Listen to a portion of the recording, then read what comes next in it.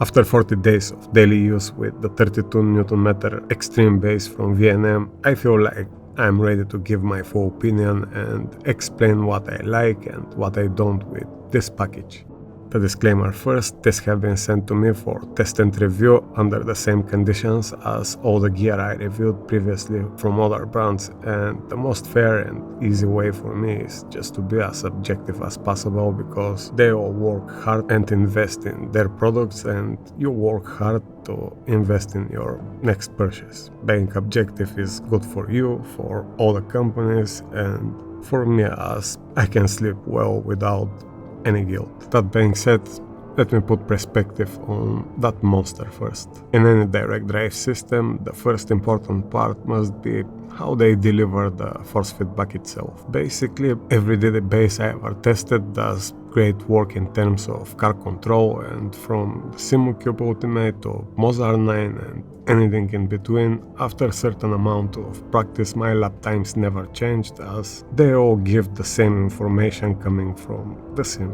However, each base have its own characteristics in terms of feeling, and some are more spiky hitting curbs, for example like Simucube, Moza and Simucube with the crazy 100 kHz refresh rate, and then are Simagic, which are a bit quieter and more numb under those conditions, and I will put VNM in that first category. From my experience, those slight differences disappear after a few laps drive, and I don't think that deserve any further discussion. Next part are the filters, which can radically change the experience, and those are damper, friction, inertia, spring force and smoothness. We will find those in every software, and they do the same thing to every base, which means in terms of filters they are all pretty much even. Now, the only way I found to measure if one base is superior is through the smoothness filter, which in some other softwares is called reconstruction or interpolation, but the name is totally irrelevant as it does the same thing, and that is to give smoothness to the force feedback effect and clean the notchiness on the shaft, which is transferred to the steering wheel.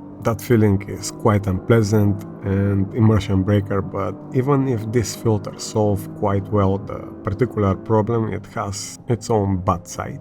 As much more smoothness we add, that much more washed the force feedback details become from the road. So there have to be balance, and it's all about compromise between smooth feeling without notchiness or road details and responsiveness. Hopefully I make my point clear, because the only way I can measure which base does better job is how much detail I can retain from the feedback while having perfectly smooth experience, and that particular base is one of the best keeping details while being super smooth, which is actually very important for iRacing with the 60 Hz force feedback. That also helps in Automobilista 2, but for ACC for example, which have very high frequency force feedback, doesn't need any filter. If I have to put numbers to give perspective, I would say in the perfect smoothness of the force feedback I can get like 15, maybe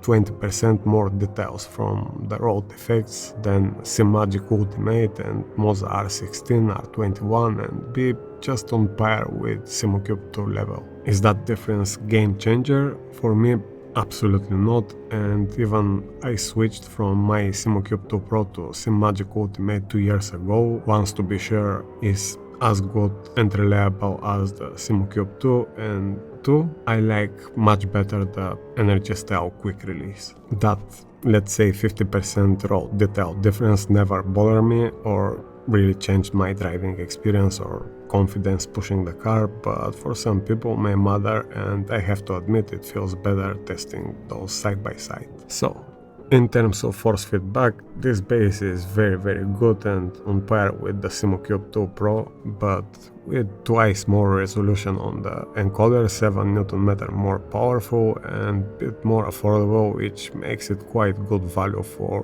what it is. The specs are quite impressive and probably overkill for most of us, but that is the extreme version, full send from VNM, and the more friendly bases are in progress. There are many people who don't care and want to get the maximum they can, and that can be very good option for sure. The 23-bit absolute encoder on that 32 Nm industry motor sit just in between Simucube2 Pro and Ultimate. The force feedback quality is really good and one of my favorite, and the build quality from VNM have always been very impressive. That being said, let's see some of the hardware features. Everything is quite bulky, built like a tank, starting with the emergency button case made of anodized in red and black aluminum, and even the cable connection is unnecessary top quality, super secure, and the same they use in the VNM pedals. The body is all-in-one case solution with the motor and electronics, with secure 6-pin power connection, 4-pin for the emergency button, USB-B for the PC connection, and USB-C for the pass-through steering wheel data transfer. It has those standard servo motor mounting holes in front which fit the mounting brackets we have on the market those days, and the bulky shaft adapter is designed to fit the slip ring for the pass-through wheel USB connection, but that slip ring is optional accessory. The problem with the slip ring I found for now is it has hard time to fit the power-hungry steering wheels with displays and LED lights using the original 2-3 meter long coiled cables, and that is something VNM works to fix, but for normal wheels is absolutely fine even with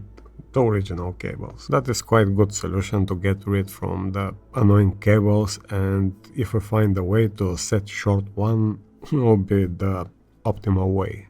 The quick release is not as refined as the energy style we see those days, but it is still absolutely secure. So, in terms of quality, no surprise at all from VNM, as each product I've tested till now, pedal, shifter, steering wheel, there are no cut corners anywhere, and even most of the times unnecessary overbuild, and it has that competitive pricing. Moving to the software, that is not new, and it was open for DIY projects with the usual filters we see from everyone. The smoothness filter, I guess, is the most important, and the lower we pull the slider, the smoother the signal hit the shaft, and on iRacing and Automobilista around 33 is perfect, and for ACC we can go almost without filtering at all. The goal here is to get smooth transition from effect to effect without notchiness in the shaft, but still feel the curves and the little anomalies on the track, and as I've said previously, it achieves that perfectly.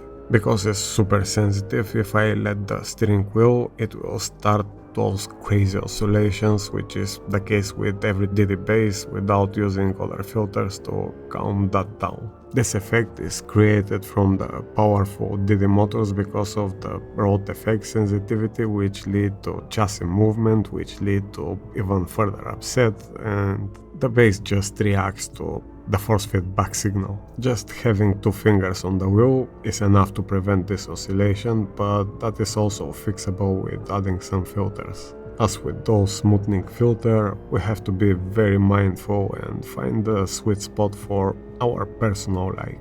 We know force feedback is very subjective topic, and I believe here is what we have to keep in mind. For example, I personally don't use much damper and friction, as those two start washing the small effects and also fight against my movements. Less of those filters equal more defined feedback under load of the tires and chassis, plus quicker inputs from my hands. However, the downside of those settings is very light steering wheel on the straights, which is super unnatural, and those crazy oscillation if I let the wheel from my hands. I can personally live with those two problems and take the maximum effect under load of the tires, but I have to pay the price with unnatural feeling on the straights and also keep my hands all the time on the wheel. Fixing those two problems is quite easy, adding damper, friction and spring, which will make the wheel heavier and way more natural while driving on straights, and even trying to upset the feedback and create oscillation is quite impossible, but